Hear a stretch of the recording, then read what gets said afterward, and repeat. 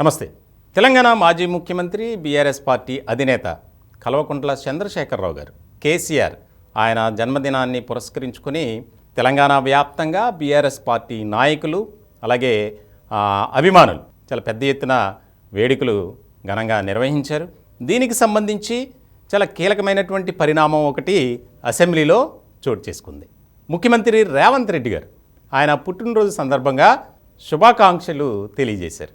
ఏ రకమైనటువంటి ఆయన శుభాకాంక్షలు తెలియజేశారో ఒకసారి మీరు కూడా చూడండి. శాసనసభ్యుడిగా, రాష్ట్ర మంత్రిగా, పార్లమెంట్ సభ్యుడిగా, కేంద్ర మంత్రిగా 10 సంవత్సరాలు తెలంగాణ రాష్ట్ర ముఖ్యమంత్రిగా బాధ్యతలు నిర్వహించి 40 సంవత్సరాలు రాష్ట్ర రాజకీయాలలో, దేశ రాజకీయాలలో తన పాత్రను పోషించిన శ్రీ కల్వకుంట్ల చంద్రశేఖరరావు గారికి ఈరోజు జన్మదినము.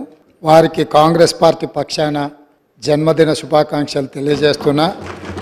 భగవంతుడు వారికి మంచి ఆరోగ్యాన్ని ఇచ్చి తెలంగాణ పునర్నిర్మాణంలో వారు పాత్ర పోషించి ఈ సభలో ప్రతిపక్ష నాయకుడిగా ఈ సభను సజావుగా నడపడానికి, తెలంగాణ సమాజాన్ని అభివృద్ధి పదం వైపు నడిపించడానికి వారికి పూర్తి స్థాయిలో దేవుడు శక్తినివ్వాలని కోరుకుంటున్నాను అధ్యక్ష.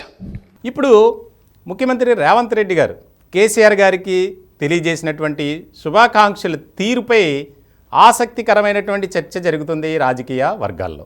ఎన్నికల అనంతరం కేసీఆర్ గారు పూర్తిగా రాజకీయాలకు దూరంగా ఉన్నారనే చెప్పాలి. ఇటీవల కాలంలో కొద్దిగా బయటకు వస్తున్నారు.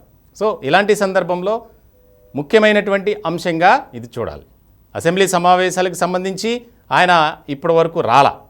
ఒక ప్రతిపక్ష నాయకుడిగా మీరు రావాలి, మంచి హోదా కలిగి ఉండాలి, ఆయురారోగ్యాలతో తెలంగాణ పునర్నిర్మాణంలో భాగం కావాలి. ఈ వ్యాఖ్యలు ఇప్పుడు సర్వత్రా చర్చనీయాంశమయ్యాయి. ముఖ్యంగా కాంగ్రెస్ పార్టీలో ఒక రకమైనటువంటి చర్చ జరుగుతుంది. అలాగే బీఆర్ఎస్ పార్టీలో ఇంకొక రకమైన ఆసక్తికరమైనటువంటి చర్చ జరుగుతుంది. మొత్తానికి త్వరలో జరగబోయే పార్లమెంటు ఎన్నికలకు సంబంధించి రెండు పార్టీలు చాలా కీలకంగా అడుగులు ముందుకు వేస్తున్నాయి. బీఆర్ఎస్ పార్టీ అయితే 10కి పైగా మనం స్థానాలు గెలుచుకోవాలని వారు ముందుకు వెళ్తున్నారు. ఇదిలా ఉంటే కాంగ్రెస్ పార్టీ మొత్తం క్లీన్ స్వీప్ చేయాలి, 17కు 17 స్థానాలు మనం గెలుచుకొని తీరాలి, అది సోనియా గాంధీ గారికి ఒక గిఫ్ట్ ఇవ్వాలి అనే ఆలోచనలో ఉన్నారు. తాజాగా మొత్తానికి ఇప్పటికే అసెంబ్లీ సమావేశాల్లో వాడివేడి చర్చ జరుగుతుంది.